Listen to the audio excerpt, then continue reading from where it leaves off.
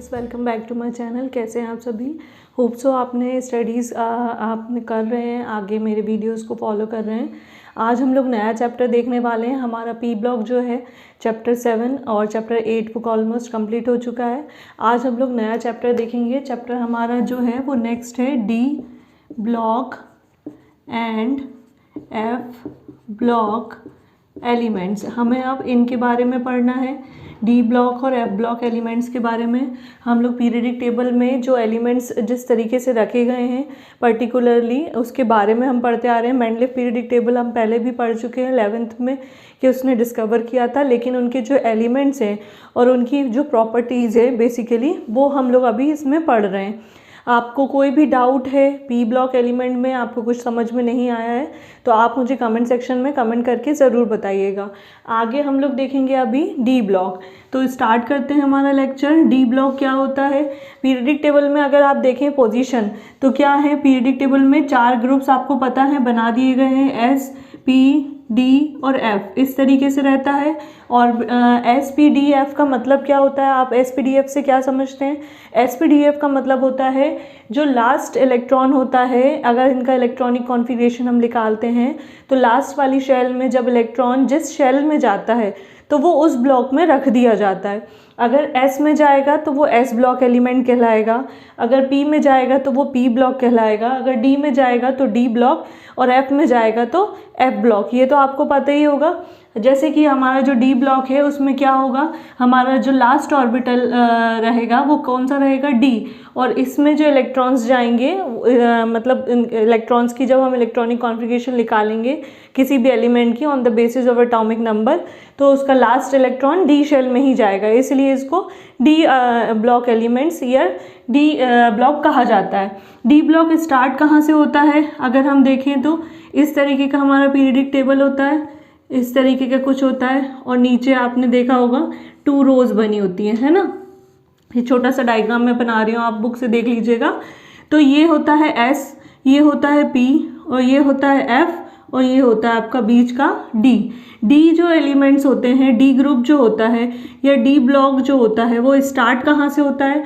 वो ग्रुप मतलब आप बोल सकते हो ग्रुप नंबर 3 to 12 तक, ठीक है, 12 ग्रुप तक रहता है। मतलब जो एलिमेंट्स रहेंगे डी ब्लॉक में वो डी से स्टार्ट होके मतलब 3 ग्रुप से स्टार्ट होता है, 12 ग्रुप तक रहता है। 1 और 2 एस ब्लॉक में रहते हैं। इसके बाद 13 से लेकर हमने 18 जो रहेंगे वो किस में रहेंगे? पी ब्लॉक में।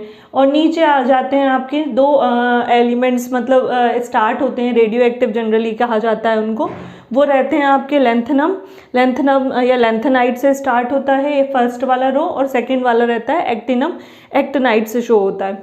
तो ये है आपके क्या डी ब्लॉक एलिमेंट 3 से लेकर 12। अच्छा, इसमें एक चीज़ अलग है, डिफरेंट है। अभी तक हम क्या कर रहे थे, वर्टिकल पढ़ते आ रहे थे, लेकिन अब हमें थोड़ा सा क्या करना है, रोज में पढ़ना है। मतलब क्या कर दिया है, एलिमेंट्स की बेसिकली रोज बना दी गई हैं आपको। और वो रोज जो हैं वो किस ग्रुप में बनाई गई हैं? वो 10-10 के ग्रुप में, 10 ग्रुप ऑफ एलिमेंट्स के बेसिस पे, 10 ग्रुप ऑफ एलिमेंट्स के बेसिस पे रोज बना दी गई हैं। और टोटल कितनी रोज हैं? 4 रोज हैं।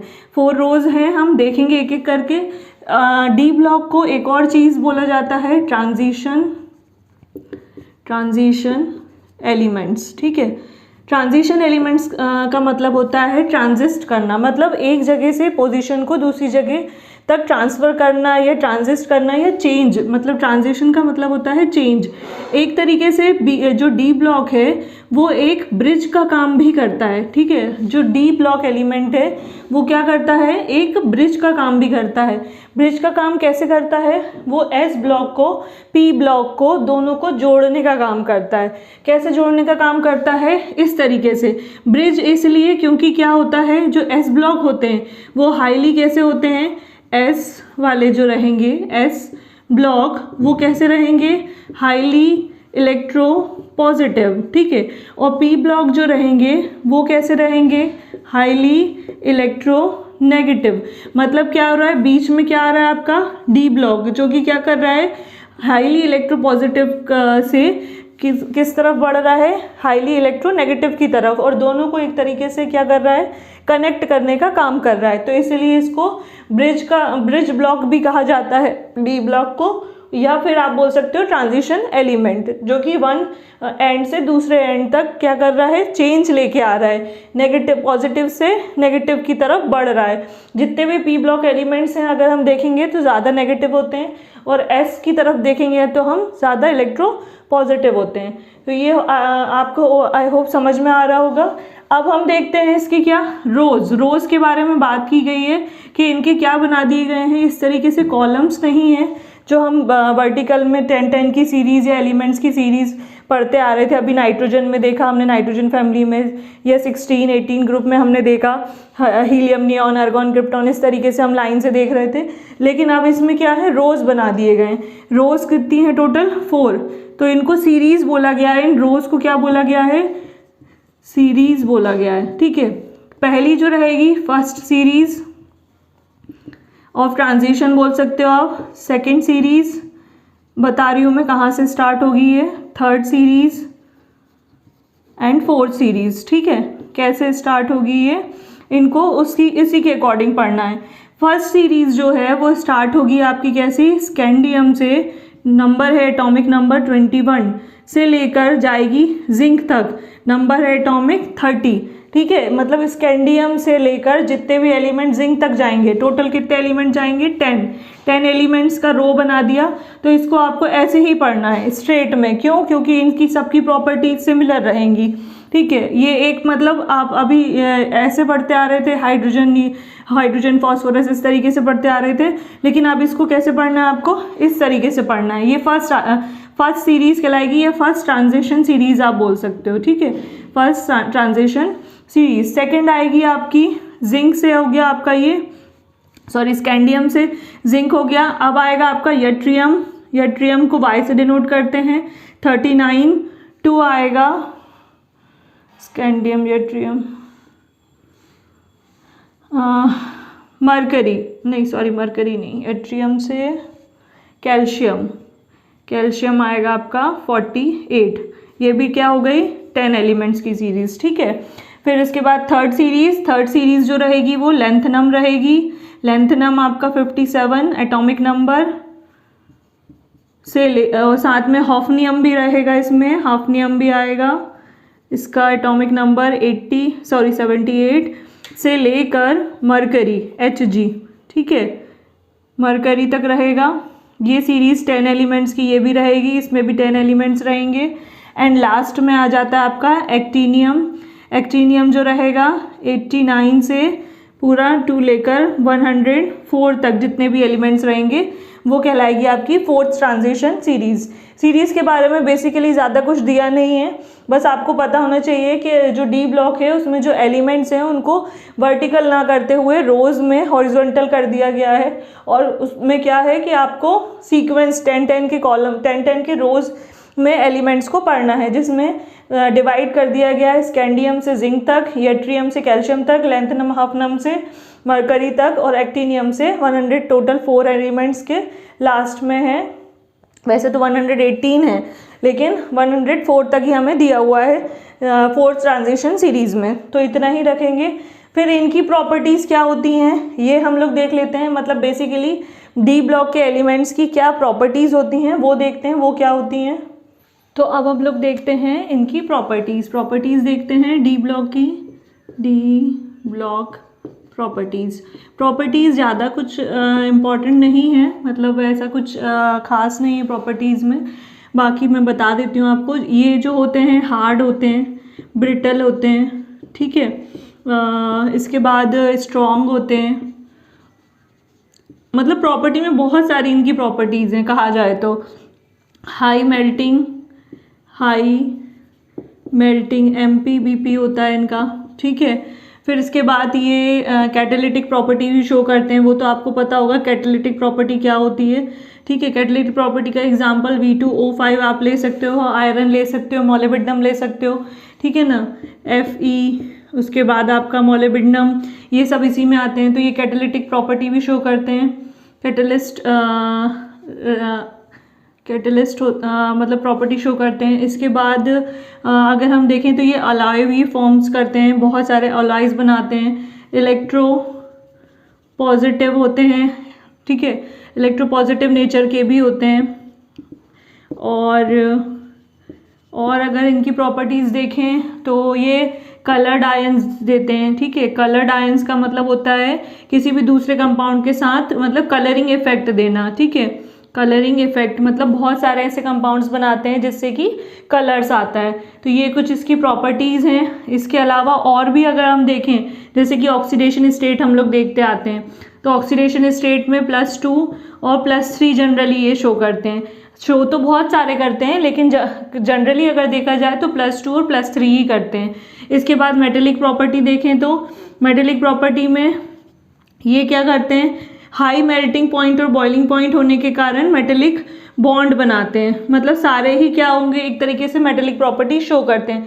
स्ट्रॉन्ग मेटेलिक बॉन्ड बनाते हैं और इलेक्ट्रोपॉजिटिव होते हैं। क्यों? क्योंकि इसमें अनपेयर्ड इलेक्ट्रॉन्स पाए जाते हैं और हर एक उसमें पाए जाते हैं अनपेयर्ड इलेक्ट्रॉन्स, ठीक है। फिर एक और इसमें प्रॉपर्टी इंपॉर्टेंट है, magnetic property. Magnetic property generally सभी में होती है, लेकिन मैं अभी आपको इनके बारे में बता रही हूँ। मैग्नेटिक प्रॉपर्टी 2 होती हैं, आपने देखा होगा। एक होती है डायमैग्नेटिक, मैग्नेटिक, और एक होती है पैरामैग्नेटिक। दोनों का मतलब पता है आपको? मैं बता देती हूँ। वैसे तो ये फर्स्ट चैप्टर में दिया हुआ है। डायमैग्नेटिक का मतलब होता है जब कोई भी एलिमेंट क्या करे, रिपेल करे, रिपेल इन मैग्नेटिक फील्ड, ठीक है। मतलब एलिमेंट्स जो रहेंगे या एलिमेंट्स के आप बोल दो या इलेक्ट्रॉन बोल दो, रिपेल इन मैग्नेटिक फील्ड, तो वो क्या कहलाएगा, डायमैग्नेटिक। और जो अट्रैक्ट करे अट्रैक्ट इन मैग्नेटिक फील्ड, तो वो कहलाएगा पैरामैग्नेटिक, ठीक है। इसमें जनरली जो रहते हैं क्या होते हैं, पेयर्ड इलेक्ट्रॉन्स पाए जाते हैं। पेयर्ड मतलब पेयरिंग पाई जाएगी, पेयर्ड इलेक्ट्रॉन्स पाए जाएंगे, ठीक है। मतलब इस तरीके से ये रहेगा। लेकिन इसमें क्या होते हैं, इसमें अनपेयर्ड इलेक्ट्रॉन्स होते हैं। अनपेयर्ड इलेक्ट्रॉन्स होने के कारण, सिंगल इलेक्ट्रॉन होने के कारण ये मैग्नेटिक प्रॉपर्टी मतलब शो करते हैं और दूसरे एलिमेंट्स के साथ क्या करते हैं, मैग्नेटिक फील्ड में जाके इलेक्ट्रॉन्स की शेयरिंग करते हैं और हाईली पैरामैग्नेटिक इफेक्ट ये शो करते हैं, मतलब जो डी ब्लॉक के एलिमेंट्स हैं। तो ये कुछ जनरल प्रॉपर्टीज़ थी किसके बारे में, डी ब्लॉक के बारे में अगर लिखने को आता है। एक और बता देती हूँ, जैसे वो है तो बहुत सारी, एटॉमिक रेडियाई है या आयोनाइजेशन एंथैल्पी जो है। आयोनाइजेशन एंथैल्पी जो है, अगर आप लेफ्ट से, क्योंकि हम कैसे पढ़ रहे हैं हॉरिजॉन्टल, तो लेफ्ट से राइट की तरफ क्या होती है, इंक्रीज होती है, ठीक है। एटॉमिक रेडियाई देखें तो एटॉमिक रेडियाई मतलब एटम की जो रेडियाई होगी, एटम की जो रेडियाई होगी वो क्या होगी, वो लेफ्ट से राइट की तरफ पहली वाली सीरीज़ में डिक्रीज होती है, ठीक है, पहली सीरीज़ में। और सेकंड मिडिल वाली जो सीरीज़ रहेगी, मिडिल सीरीज़, उसमें कांस्टेंट रहती है, ठीक है। मतलब उन एलिमेंट्स की, एटम्स की रेडियाई। और थर्ड में, थर्ड और फोर्थ जो रहेगा, थर्ड और फोर्थ सीरीज जो रहेगी उसमें इंक्रीज होने लग जाती है, ठीक है। तो ये है एटॉमिक रेडियाई। ये इतनी सारी प्रॉपर्टीज़ बहुत हैं, काफ़ी हैं आपको डी ब्लॉक के बारे में समझने के लिए। पहला, हार्ड ब्रिटल स्ट्रॉन्ग होते हैं, high melting boiling point show करते हैं, कैटलिस्ट प्रॉपर्टी शो करते हैं, एग्जाम्पल के लिए बता सकते हो अलाय फॉर्म करते हैं, इलेक्ट्रोपॉजिटिव नेचर के होते हैं, कलर्ड आयंस देते हैं, ऑक्सीडेशन स्टेट +2 +3। मेटेलिक प्रॉपर्टी देखें तो अनपेयर्ड इलेक्ट्रॉन्स ज़्यादा होने के कारण इसमें क्या होते हैं, मेटेलिक बॉन्ड पाए जाते हैं। एक और चीज़ आप बता सकते हो, सारे जो रहते हैं सॉलिड स्टेट में रहते हैं, सॉलिड स्टेट में एट रूम टेम्परेचर, लेकिन सिर्फ एक्सेप्ट अगर हम देखें, ये इंपॉर्टेंट है, एक्सेप्ट मरकरी। मरकरी एक ऐसा एलिमेंट है जो कि लिक्विड होता है एट रूम टेम्परेचर, ठीक है, liquid at room temperature, normal temperature पे, ठीक है। तो ये एक इंपॉर्टेंट प्रॉपर्टी, ये भी आप लिख सकते हो। मैग्नेटिक प्रॉपर्टी में ये आप ज़रूर लिखना कि ये ज़्यादातर पैरामैग्नेटिज्म शो करते हैं, मतलब अट्रैक्ट हो जाते हैं मैग्नेटिक फील्ड में। आयोनाइजेशन एंथैल्पी लेफ्ट से राइट की तरफ इंक्रीज होगी, एटॉमिक रेडियाई लेफ्ट से राइट की तरफ डिक्रीज होगी पहली ट्रांजिशन सीरीज में। पहली ट्रांजिशन सीरीज में बता चुकी हूँ आपको, स्कैंडियम से जिंक तक। सेकेंड ट्रांजिशन सीरीज मिडिल वाली, यट्रियम टू आपका कैल्शियम, वहाँ पे क्या रहेगी, कांस्टेंट। थर्ड और फोर्थ लेंथनम और एक्टिनम वाली जो रहेगी उसमें लेफ्ट से लेकर राइट तक इंक्रीज होगी। तो ये कुछ प्रॉपर्टीज़ थी डी ब्लॉक की। अब हम देखते हैं डी ब्लॉक में दो तरीके के कंपाउंड हैं जो कि मेथड ऑफ प्रिपरेशन जिनकी पूछी जाएगी। एक है K2Cr2O7 और एक है KMnO4। ठीक है, ये दोनों ही कंपाउंड इंपॉर्टेंट हैं। दोनों देख लेते हैं, इनकी मेथड ऑफ प्रिपरेशन देख लेते हैं कि कैसे बनाया जा सकता है, प्लस इसके यूजेस देखते हैं। हम लोग देखते हैं कंपाउंड के बारे में, क्योंकि इसमें दो ही कंपाउंड आपको स्टडीज़ में दिया गया है। इसमें सबसे पहला देखेंगे K2Cr2O7। ठीक है, ये इम्पॉर्टेंट है, मतलब ऑर्गेनिक केमिस्ट्री जब आप पढ़ेंगे तो उसमें बहुत इंपॉर्टेंट कंपाउंड है ये। ठीक है, इसका आप याद भी रखिएगा थोड़ा सा। इसको बोला जाता है पोटेशियम डाइक्रोमेट। ठीक है, potassium dichromate. It's a strong oxidising agent. ये एक बहुत ज़्यादा मतलब बोला जाए तो यूज़ किया जाने वाला ये सबसे ज़्यादा स्ट्रॉन्ग ऑक्सीडाइजिंग एजेंट है। पूरी अगर हम कंपाउंड अगर हम देखते हैं इसको, तो इसको ऑक्सीडाइज करने के लिए बहुत ज़्यादा यूज़ किया जाता है लैब्स वगैरह में। ठीक है, तो K2Cr2O7 क्या देखते हैं हम, क्या MOP मेथड ऑफ प्रिपरेशन देखते हैं। 3 स्टेप्स होंगी। पहले देखते हैं स्टेप 1। ठीक है, स्टेप 1 में हम सबसे पहले लेंगे क्रोमाइट और। क्रोमाइट और का फॉर्मूला होता है FeCr2O4। ठीक है, इसकी रिएक्शन आपको करानी है किससे, NaOH से। ये है आपका क्या, क्रोमाइट और। क्रोमाइट और का फॉर्मूला याद रख लीजिएगा, NaOH से करानी है इन प्रेजेंस ऑफ O2 या एयर भी आप बोल सकते हो। ठीक है, जब ये रिएक्शन करेंगे तो यहाँ पे एक कंपाउंड बनता है Na2Cr O4। ठीक है, ये कंपाउंड बनेगा, इसको बोला जाता है सोडियम क्रोमेट। सॉरी O7 है। ठीक है, सोडियम क्रोमेट प्लस आपका क्या लिख लेगा, यहाँ पे आप निकाल सकते हो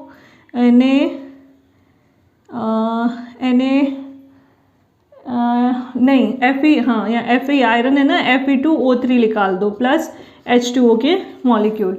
बैलेंस आप कर लीजिएगा। ठीक है, ये बना सोडियम क्रोमेट। ये जो बनेगा ये बनेगा येलो कलर का सॉल्यूशन। ठीक है, येलो कलर सॉल्यूशन। अब यहाँ पे आपको थोड़ा सा क्या होगा, जो कंपाउंड्स हैं उसमें आपको कलरिंग इफेक्ट देखने को मिलेगा। सॉल्यूशंस यहाँ पे कलरिंग इफेक्ट देंगे, क्यों, क्योंकि ये जो पोटेशियम डाइक्रोमेट है या इस डी ब्लॉक के जो एलिमेंट्स हैं, मैंने आपको पहले भी बताया कि ये क्या करते हैं, कलर्ड इफेक्ट देते हैं, कलर्ड आयंस बनाते हैं। तो यहाँ पे आपको सोडियम क्रोमेट का येलो कलर का सॉल्यूशन मिलेगा। ये फर्स्ट स्टेप हो गई। स्टेप 2 में क्या होगा, स्टेप 2 में हम यही लेंगे, हमारा सोडियम क्रोमेट CrO7। इसकी रिएक्शन हम कराएंगे किससे, H2SO4 से, एसिडिक। ठीक है, ये कैसा रहेगा, एसिडिक। H2SO4 मतलब आपका सल्फ्यूरिक एसिड। सल्फ्यूरिक एसिड से रिएक्शन जब ये करेगा तो ये बनाएगा Na2Cr2O7। इसको बोला जाता है सोडियम डाइक्रोमेट। ठीक है, मतलब सोडियम डाइक्रोमेट पहले बनाना है, उसके बाद आपका क्या बनेगा, पोटेशियम डाइक्रोमेट। ये इससे रिएक्शन करा, साथ में Na2SO4 प्लस ऑक्सीजन गैस या आप वाटर के कुछ मॉलिक्यूल्स निकाल सकते हो। ठीक है, अब आते हैं स्टेप 3 पे। स्टेप 3 में क्या होगा, सोडियम डाइक्रोमेट जो है आपका Na2Cr2O7, ये रिएक्शन करेगा किससे, KCl से। KCl मतलब पोटेशियम क्लोराइड। तो हमारा बन जाएगा K2Cr2O7। ठीक है, प्लस निकाल सकते हो आप NaCl प्लस वाटर के कुछ मॉलिक्यूल। ये कहलाएगा आपका पोटेशियम डाइक्रोमेट। ये आपका कहलाया पोटेशियम डाइक्रोमेट। एंड ये किस कलर का रहेगा, ये रहेगा आपका पर्पल कलर का। ठीक है, डार्क पर्पल कलर आता है इसका जब ये बनता है। ठीक है, इस तरीके से बनाना है। मतलब पोटेशियम डाइक्रोमेट क्या है, एक स्ट्रॉन्ग ऑक्सीडाइजिंग एजेंट है। पोटेशियम डाइक्रोमेट के बारे में लिखने को भी आ सकता है शॉर्ट नोट में, या रिएक्शन पूछी जा सकती है कि ये कौन सी रिएक्शन है। ठीक है, नेम द रिएक्शन, इस तरीके से भी पूछा जा सकता है। बनाया किसके थ्रू जाता है, क्रोमाइट ओर के थ्रू। क्रोमाइट ओर की रिएक्शन सोडियम हाइड्रोक्साइड से कराते हैं KOH से भी करा सकते हो। किससे करा सकते हो? KOH से, सॉरी KOH से नहीं, ऐसे कंपाउंड से कराओ जिसमें सोडियम प्रेजेंट हो। क्यों? क्योंकि पहले हमें क्या बनाना है? सोडियम डाइक्रोमेट, और सोडियम डाइक्रोमेट से हमें बनाना है पोटेशियम डाइक्रोमेट। तो इसलिए हम यहाँ पे Na2SO4 मतलब जिसमें सोडियम प्रेजेंट हो, NaCl भी ले सकते हो, Na2SO4 भी ले सकते हो, ठीक है, मतलब सोडियम क्लोराइड, सोडियम सल्फेट, कोई भी कंपाउंड ले सकते हो। बट मैंने इस तरीके से बताया, ये इजी रहेगा। पहले आपको बेस लेना है, ठीक है, बेस मतलब ये NaOH क्या है? बेसिक है, बेसिक सॉल्यूशन, और फिर उसकी एसिड से रिएक्शन करानी है। तो पहले एसिड से, बेसिक से रिएक्शन करा के हम क्या बना लेते हैं? सोडियम क्रोमेट बना लेते हैं। येलो कलर का सॉल्यूशन मिलता है, उसी में हम क्या डाल देते हैं? एसिडिक सॉल्यूशन डाल देते हैं, H2SO4। तो हमारा सोडियम डाइक्रोमेट बनता है, साथ में कुछ अलग कंपाउंड्स निकलते हैं, और उसकी रिएक्शन जब हम कराते हैं किससे? KCl से, पोटेशियम क्लोराइड से, तो हमारा पोटेशियम डाइक्रोमेट बन जाता है। ये इंपॉर्टेंट है, स्ट्रॉन्ग ऑक्सीडाइजिंग एजेंट है, ये याद रखिएगा। अच्छा, इसकी केमिकल प्रॉपर्टीज़ अगर देखी जाए तो केमिकल प्रॉपर्टीज़ में या फिजिकल प्रॉपर्टीज़ में क्या होगा? ये जो बनेगा, ये जो डाइक्रोमेट बना, ये सोडियम क्रोमेट जो बना डाइक्रोमेट, ये किसके कारण बना है? आयंस के कारण। कौन से आयंस के कारण? Cr2O7 नेगेटिव आयन के कारण, 2 नेगेटिव आयन के कारण ये होता है ऑरेंज कलर का, ठीक है। और CrO4 जो रहता है नेगेटिव 2 आयन, ये रहता है आपका येलो कलर का। इसी के कारण क्या होते हैं? ये कलर कंपाउंड्स फॉर्म करते हैं, ये आयंस के कारण। ये क्या है? दोनों ये आयन है, आयंस, ठीक है। तो इनकी अगर फिजिकल प्रॉपर्टी देखी जाए तो फिजिकल प्रॉपर्टी में आप ये लिख सकते हो कि स्ट्रॉन्ग ऑक्सीडाइजिंग एजेंट है, simple. And second, chemical properties में अगर आप देखें तो केमिकल प्रॉपर्टीज़ में K2Cr2O7 को आप क्या कर सकते हो? हीट कर सकते हो। हीट करोगे तो ये टूट सकता है, किस में? इन प्रेजेंस ऑफ ऑक्सीजन कर लो, ठीक है, या इन प्रेजेंस ऑफ वाटर कर लो, H2O। वाटर में कैसा होता है? ये डिज़ोल्व होता है कि नहीं? ये वाटर में क्या होता है? कोल्ड वाटर में ज़्यादा डिज़ोल्व नहीं होता, ठीक है, ये भी एक प्रॉपर्टी है। तो कोल्ड वाटर अगर हम लेंगे तो कोल्ड वाटर में ये स्प्रिंगली या स्लाइटली आप बोल सकते हो सॉल्युबल रहेगा, लेकिन अगर वार्म वाटर रहेगा तो मोर सॉल्युबल रहेगा, ठीक है, ये भी एक प्रॉपर्टी है। एक स्ट्रॉन्ग ऑक्सीडाइजिंग एजेंट लिख दीजिए, और एक ये लिख सकते हैं सॉल्युबिलिटी के बेसिस पे कि कोल्ड वाटर में स्लाइटली सॉल्युबल, वार्म वाटर में मोर सॉल्युबल। फिर इसकी केमिकल प्रॉपर्टीज़ क्या रहेंगी? K2Cr2O7 की रिएक्शन हम करा रहे हैं वाटर के साथ, हीट करेंगे, KOH बनेगा, ठीक है। इसके बाद क्रोमेट आयन निकाल दो आप 4, ठीक है, इसको क्रोमेट आयन बोला जाता है, और ऑक्सीजन गैस। इस तरीके से आप इसकी केमिकल प्रॉपर्टीज़ लिख सकते हो। और भी कर सकते हो, K2Cr2O7 की रिएक्शन आप करा दो KCl से, है ना, KCl से कराओगे तो फिर वही KOH बना सकते हो, KCl बना सकते हो, ठीक है, और या फिर KCl की जगह आप क्रोमियम क्लोराइड ये भी बना सकते हो, और साथ में ऑक्सीजन गैस। बैलेंस कर लो उसको। ये इसकी ज़्यादा केमिकल प्रॉपर्टीज़ दी नहीं हुई हैं, सिंपल ज़्यादा एक आप रिएक्शन, 2 रिएक्शन याद रख लीजिएगा, एक वाटर के साथ और एक KCl के साथ। अब आते हैं इसके यूजेस पे।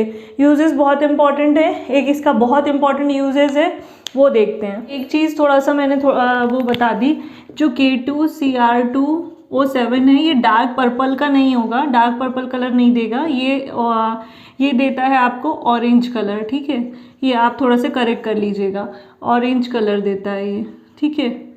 अब हमें क्या देखना है, इसके हमें देखना है यूजेस में इसका यूज़ किया जाता है प्रिंटिंग में, ठीक है, कलर है तो इसलिए प्रिंटिंग में कलर इफेक्ट देता है, तो इसलिए इसको प्रिंटिंग में करेंगे हम, डाइंग में यूज़ करेंगे, डाई वगैरह जो होती है, ठीक है। स्ट्रॉन्ग ऑक्सीडाइजिंग एजेंट मैंने आपको बता ही दिया है, वो भी आप लिख सकते हो कि स्ट्रॉन्ग ऑक्सीडाइजिंग एजेंट है। इसका जो थर्ड यूज़ है वो किया जाता है ट्रैफिक पुलिस के द्वारा। ट्रैफिक पुलिस जो होती है वो क्या करती है, ट्रैफिक पुलिस जो ड्रंक पर्सन है, ठीक है, ड्रंक पर्सन है उसको पता लगाना है ट्रैफिक पुलिस वाले को कि जो पर्सन है उसने कितना ड्रिंक किया है या उसने किया है या नहीं किया है, तो उसका जो टेस्ट होता है ड्रंक पर्सन का जो टेस्ट किया जाता है उसके लिए जनरली पोटेशियम डाइक्रोमेट का यूज़ किया जाता है। अब कैसे किया जाता है हम देखते हैं। एक टेस्ट ट्यूब ली जाती है, ठीक है, इसको बोला जाता है, इस तरीके की टेस्ट ट्यूब ली जाती है। इसके अंदर भर दिया जाता है K2Cr2O7 जो कि कैसा है, ऑरेंज कलर का, ऑरेंज सॉल्यूशन है, ठीक है, ये याद रखिएगा आप, वो डार्क नहीं है, डार्क पर्पल नहीं है, ऑरेंज सॉल्यूशन है। और साथ में थोड़ा सा इसमें भर दिया जाता है H2SO4 सल्फ्यूरिक एसिड, ठीक है। अब ये जो ड्रंक पर्सन है इससे बोला जाता है कि आप क्या करो, ब्रीथ करो। इस टेस्ट ट्यूब के सामने उसको क्या कहा जाता है कि इसको स्मेल करो या ब्रीथ करो। जैसे ही वो क्या करेगा, टेस्ट ट्यूब को ब्रीथ करना स्टार्ट करेगा। टेस्ट ट्यूब रखिए, सामने सॉल्यूशन है, जब उसके सामने वो ब्रीथ करेगा तो ब्रीथिंग में अगर उसने अल्कोहल ली है, अल्कोहल का फॉर्मूला क्या है, C2H5OH। तो ये सब तीनों चीज़ें, पोटेशियम डाइक्रोमेट, H2SO4 और अल्कोहल आपस में रिएक्शन करेंगे। जब ये आपस में रिएक्शन करेंगे तो क्या होगा, देखिए, K2Cr2O7 H2SO4 के साथ इथाइल अल्कोहल C2H5OH, ठीक है, ब्रीथ कर रहा है। ब्रीथिंग में उसके अल्कोहल प्रेजेंट है या नहीं है ये हमें देखना है। अगर प्रेजेंट होगी तो क्या होगा, ठीक है, ये हम देख रहे हैं इन केस ऑफ प्रेजेंट, मतलब in case of present of alcohol. Alcohol मतलब आपका उसने ड्रिंकिंग की है, ठीक है। तो जब ये आपस में रिएक्शन करेंगे टेस्ट ट्यूब में, जब वो ब्रीथ करके अपनी सांसें छोड़ेगा तो अल्कोहल से मतलब ब्रीथिंग से अल्कोहल निकलेगी, अल्कोहल इसके साथ आपस में रिएक्शन करेगी। ये सॉल्यूशन कैसा है हमारा, ऑरेंज, ठीक है, ऑरेंज सॉल्यूशन है पोटेशियम डाइक्रोमेट। आपस में जब ये रिएक्शन करते हैं तो यहाँ बनता है CrSO4 whole twice, CrSO4 whole twice. इसको बोला जाता है क्रोमियम सल्फेट, ठीक है। और इसका जो कलर आता है वो कैसा आता है, ग्रीन कलर। मतलब क्या होगा, जैसे ही वो ब्रीथ उसमें टेस्ट ट्यूब में करना स्टार्ट करेगा, साथ में अदर कंपाउंड्स आप निकाल सकते हो, जैसे कि आपका KOH निकल जाएगा, प्लस क्रोमियम हो गया आपका C2CH4, इस तरीके से। बाकी के अदर कंपाउंड्स को देखने की ज़रूरत नहीं है। मेन कंपाउंड है क्रोमियम सल्फेट। क्रोमियम सल्फेट जो बनेगा वो ग्रीन कलर का हो जाएगा। दैट मीन कि उसके ब्लड में या उसने ड्रिंकिंग की है, मतलब वो ड्रंक है पर्सन, जो कि क्या है, ट्रैफिक पुलिस ने उसको पकड़ा हुआ है। तो कलर का सॉल्यूशन का कलर चेंज होने से हमें पता चल जाता है। अच्छा, अब इसका क्या होगा, अब ये जो हमें पता चल गया कि उसके ब्लड में अल्कोहल प्रेजेंट है, तो कंसंट्रेशन देखी जाती है। पहली चीज़ कंसंट्रेशन देखी जाती है, ठीक है, किसकी, अल्कोहल की, ठीक है। अल्कोहल कंसंट्रेशन देखी जाती है किस में, ब्लड में, कि कितना % उसने अल्कोहल कंज्यूम किया हुआ है।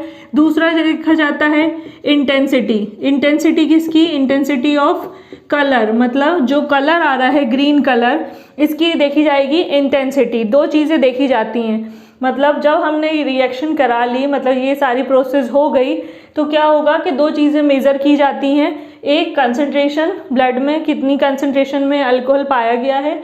दूसरा इंटेंसिटी ऑफ कलर। कलर मतलब कि ग्रीन कलर की इंटेंसिटी कितनी है, ज़्यादा है, कम है।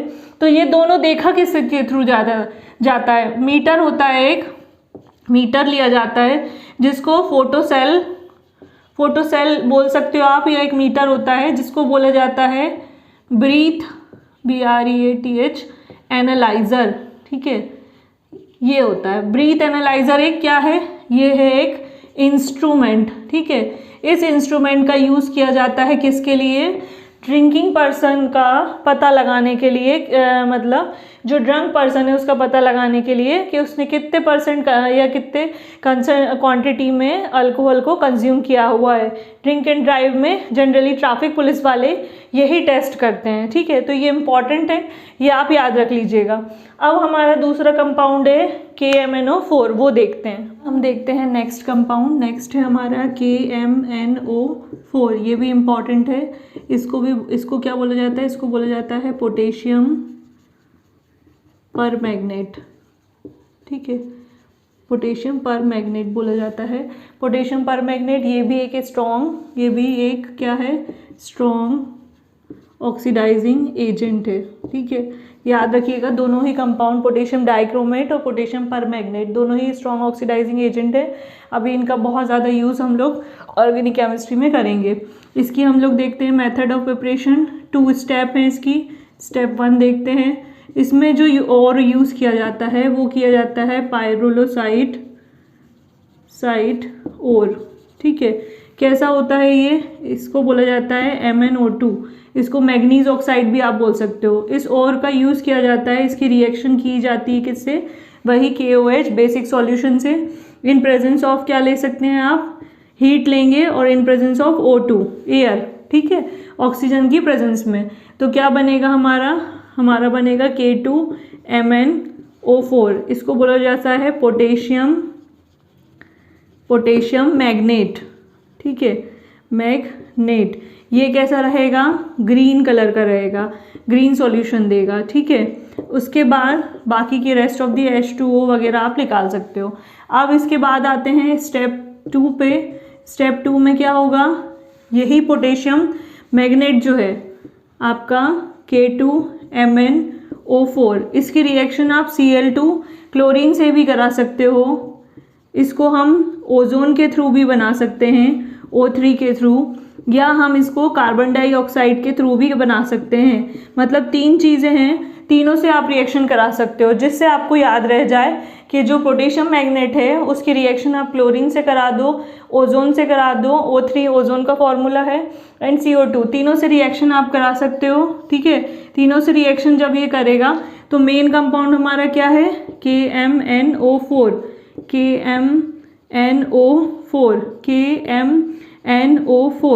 पोटेशियम पर मैग्नेट। ठीक है, मेन कंपाउंड हमारा क्या बनेगा, पोटेशियम पर मैग्नेट बनेगा। पोटेशियम पर मैग्नेट जब बनता है तो ये देता है डार्क पर्पल कलर। वो थोड़ा सा मुझे कन्फ्यूजन हो गया था, जो आपका K2Cr2O7 है वो याद रखिएगा, K2Cr2O7 ऑरेंज है। ठीक है, ऑरेंज कलर देता है, और ये रहता है आपका डार्क पर्पल कलर। ठीक है, प्लस आपका क्या निकलेगा, इसमें आप निकाल सकते हो, बैलेंस कर दो, KClO2 गैस, इसमें आप निकाल सकते हो MnO2। ठीक है, और इसमें आप निकाल सकते हो KOH प्लस, बैलेंस कर लीजिएगा O2। इस तरीके से ये दो उसमें स्टेप में ये रिएक्शन कंप्लीट होती है, पोटेशियम परमैंगनेट हमारा बनता है। ये भी एक स्ट्रॉन्ग ऑक्सीडाइजिंग एजेंट है। अब इसकी केमिकल प्रॉपर्टीज़ या फिजिकल प्रॉपर्टीज़ इतनी ज़्यादा कुछ खास दी नहीं है। इसका आप यूजेस देख लो। यूजेस में इसका यूज़ किया जाता है जर्मीसाइड की तरह यूज़ किया जाता है, डिसइंफेक्टेंट की तरह इसका यूज़ किया जाता है। ठीक है, डिसइंफेक्टेंट की तरह इसका यूज़ करते हैं हम। प्लस इसको लाल दवाई भी बोला जाता है। जनरली कहीं कहीं पे हॉस्पिटल्स वगैरह में लाल दवाई इसको बोला जाता है। लाल दवाई का मतलब होता है क्या, कि जो वाउंड्स होते हैं, जैसे घाव वगैरह जो हो जाते हैं, कट जाता है, जल जाता है, तो वहाँ पे क्या होता है, उन वाउंड्स को वॉश करने के लिए, वॉशिंग वाउंड्स के तौर पर इसका यूज़ किया जाता है। साथ में जो ड्रिंकिंग वाटर वेल्स होते हैं, जहाँ से कुएं वगैरह जो होते हैं, उनसे पानी जो लिया जाता है, उसको प्योर करने के लिए भी हम पोटेशियम परमैंगनेट का यूज़ करते हैं। तो ये क्या था, हमारा पोटेशियम परमैंगनेट टॉपिक था। अब हम देखते हैं F ब्लॉक एलिमेंट के बारे में। D ब्लॉक हमारा यहाँ ख़त्म होता है। ज़्यादा कुछ खास नहीं है D ब्लॉक में। सिर्फ मेथड ऑफ प्रिपरेशन आपको पूछी जा सकती है पोटेशियम डाइक्रोमेट की, या आपकी पोटेशियम परमैंगनेट की, या फिर पूछा जा सकता है D ब्लॉक की प्रॉपर्टीज़। इतना ही आता है इसमें। या फिर हम देखेंगे आगे जो F ब्लॉक है उसमें लैंथनम या एक्टिनियम है, उसमें डिफरेंस पूछे जा सकते हैं। तो हम देखते हैं अब F ब्लॉक के बारे में। अब हम लोग देखते हैं F ब्लॉक एलिमेंट्स के बारे में। F ब्लॉक एलिमेंट्स टोटल कितने हैं, 14 ही हैं, ये ज़्यादा नहीं है ना। तो कैसे हैं, और दो में पार्ट में डिवाइड हैं। एक है लैंथनम या लैंथेनॉइड सीरीज़, और एक है एक्टिनॉइड सीरीज़, है ना, लैंथनम और एक्टिनॉइड। लैंथनम जो है वो आपका कहाँ से स्टार्ट होता है, लैंथनम La से स्टार्ट होता है, 57 आप बोल सकते हो एटॉमिक नंबर से। कहाँ तक जाता है आपका, ल्यूटेटियम तक जाता है 71 तक, ठीक है। और एक्टिनॉइड्स जो है AC एक्टिनॉइड या एक्टिनियम से स्टार्ट होता है 89 से एटॉमिक नंबर वेलेंसियम तक LR103 तक। ये है दो सीरीज़, दो पार्ट में डिवाइड की गई हैं। F ब्लॉक एलिमेंट्स को इनर ट्रांजिशन सीरीज़ भी कहा जाता है, ठीक है, या एलिमेंट्स भी कहा जाता है। जैसे D ब्लॉक को क्या कहा था, इनर ट्रांजिशन सीरीज़ कहा था, लेकिन F ब्लॉक को जो है ये क्या हो रहा था कि जो पीरियडिक टेबल है वो इतना ज़्यादा बड़ा हो रहा था, उसमें आ नहीं रहे थे, तो इसलिए मतलब इसको क्या कर दिया, कैटेगराइज कर दिया दूसरे ब्लॉक में। वैसे ये कहलाएंगे क्या, D ब्लॉक एलिमेंट ही कहलाएंगे, लेकिन उसमें नहीं आने के कारण मतलब D ब्लॉक में पूरी कैपेसिटी उनकी नहीं आ रही थी, और साथ में कुछ प्रॉपर्टीज़ ये एलिमेंट्स अलग शो कर रहे थे D ब्लॉक से, इसलिए इनको नीचे की तरफ रख दिया गया पीरियडिक टेबल की तरफ, तो इनको इनर ट्रांजिशन सीरीज़ कहा गया, ठीक है। ये क्या होते हैं, जनरली रेयर अर्थ पे पाए जाते हैं, ठीक है, अर्थ पर क्या होते हैं, ये रेयर पाए जाते हैं, बहुत लिमिटेड क्वांटिटी में पाए जाते हैं। अच्छा, इनका जो इलेक्ट्रॉनिक कॉन्फ़िगरेशन है D ब्लॉक का मैंने आपको शायद इलेक्ट्रॉनिक कॉन्फ़िगरेशन नहीं बताया है, वो आप देख लीजिए। D ब्लॉक का इलेक्ट्रॉनिक कॉन्फ़िगरेशन जो होता है वो होता है आपका N-1 D 1 to 10 प्लस यानी कॉमा लगा के NS 0 to 1 0 to 2, ठीक है। ये क्या है, D ब्लॉक का है इलेक्ट्रॉनिक कॉन्फ़िगरेशन, इसको बोला जाता है इनर शेल। ये वाली जो है ये क्या है, इनर शेल, मतलब इनके जो लास्ट ऑर्बिट रहेंगे, जो लास्ट वाली जो शेल रहेगी मतलब D, इसमें 1 से लेकर 10 रहेंगे। 1 से लेकर 10 मतलब अगर 1 से लेकर 10 का मतलब है 1 भी हो सकता है, 2 भी हो सकता है, 3 भी हो सकता है, 4 भी हो सकता है, जिसमें 5 और 10 सबसे ज़्यादा स्टेबल रहेंगे, या तो सिंगल पेयर रहेंगे या फिर डबल पेयर रहेंगे, तो वो सबसे ज़्यादा स्टेबल होते हैं। ये D ब्लॉक का है, मैंने इलेक्ट्रॉनिक कॉन्फ़िगरेशन बताया नहीं उसमें, आप यहाँ देख लीजिए इलेक्ट्रॉनिक कॉन्फ़िगरेशन D ब्लॉक का। इनको पेनल्टीमेट भी बोला जाता है। पेनल्टीमेट का मतलब होता है जस्ट बिफोर, मतलब एक ऑर्बिट के जस्ट पहले, मतलब ये जो NS यहाँ पे लिखा हुआ है इसके जस्ट पहले जो है कि इसमें भी एक आध इलेक्ट्रॉन आ जाता है, इस बेसिस पे इसको पेनल्टीमेट बोला जाता है। क्यों, क्योंकि इसकी शेल के पहले क्या होता है, हमारा D ऑर्बिटल रहता है। D ऑर्बिटल में हमारे कितने भी इलेक्ट्रॉन्स हो सकते हैं, पेयर्ड भी हो सकते हैं, अनपेयर्ड भी हो सकते हैं, ठीक है। तो इनर वाली शेल को पेनल्टीमेट, इनर शेल को, ये इनर जो शेल है उसके अंदर जो D ऑर्बिटल्स के अंदर इलेक्ट्रॉन्स रहेंगे उसको हम पेनल्टीमेट बोलेंगे। अच्छा, अब आते हैं किस पे, F ब्लॉक पे। F ब्लॉक जो है इनर ट्रांजिशन है, ये तो क्या थी, transition. D block inner transition मतलब ये एक शेल और अंदर चली जाएगी, तो इसका इलेक्ट्रॉनिक कॉन्फ़िगरेशन कैसा हो जाएगा, इसका इलेक्ट्रॉनिक कॉन्फ़िगरेशन रहेगा N-2 हो जाएगा, ठीक है। F रहेगा, यहाँ पे F लिखेंगे 1 से लेकर 14, फिर N-1 0 to 1, ठीक है, 1 तक आ सकता है, मतलब 1 या 2 इलेक्ट्रॉन्स ही आते हैं इसमें, और NS 0 to 2, ये इसका होता है किसका, F ब्लॉक का इलेक्ट्रॉनिक कॉन्फ़िगरेशन। अच्छा, जो F ब्लॉक का electronic configuration, F block elements में क्या होता है, जनरली लेंथेनम और एक्टिनम में ज़्यादा कुछ नहीं पूछा जाता, डिफरेंस पूछा जाता है। क्या पूछा जाता है, डिफरेंस, मतलब दोनों सीरीज़ के बीच में क्या डिफरेंस है, दोनों एलिमेंट्स के बीच में क्या डिफरेंस है, दोनों ग्रुप के, मतलब जो रोज़ आप पढ़ोगे रोज़ वाइज ही इसको भी पढ़ना है, वर्टिकल नहीं पढ़ना है, हॉरिजॉन्टल पढ़ना है। तो इनमें बेसिकली पूछा जाता है डिफरेंस, और इसमें और कुछ भी मेजर नहीं है, इम्पॉर्टेंट नहीं है, जो कि इसमें आपको मतलब इम्पॉर्टेंट हो कि आपको नहीं पता हो। तो आप क्या कर सकते हो, लेंथेनम और एक्टिनम की जो डिफरेंस बुक में दी गई है उससे आप एक बार पढ़ लीजिएगा, रीड कर लीजिएगा, और उसमें अगर नहीं समझ में आता है तो आप फिर मुझे कमेंट करके या व्हाट्सअप या टेलीग्राम पे मैसेज करके मुझसे पूछ सकते हैं, तो फिर मैं आगे उसकी वीडियो भी बना दूँगी अगर आपको समझ में नहीं आता। यहाँ पर हमारा जो है F और D ब्लॉक एलिमेंट का चैप्टर कंप्लीट होता है, फिनिश होता है। इस चैप्टर में आपको जो भी चीज़ समझ में नहीं आई है, सिंपल एक ही वीडियो डला है इसका D ब्लॉक और F ब्लॉक का, तो आप मुझे कमेंट सेक्शन में कमेंट करके बताएं या व्हाट्सएप या टेलीग्राम पे मैसेज करें। मेरी वीडियो अगर आपको पसंद आ रही हैं तो इसको प्लीज़ आप लाइक करें, शेयर करें, सब्सक्राइब करें, जितना हो सकता है फॉरवर्ड करें, ताकि और दूसरे बच्चों को भी ये वीडियो समझ में आए और वो भी इसका यूज़ ले पाएँ। Thank you.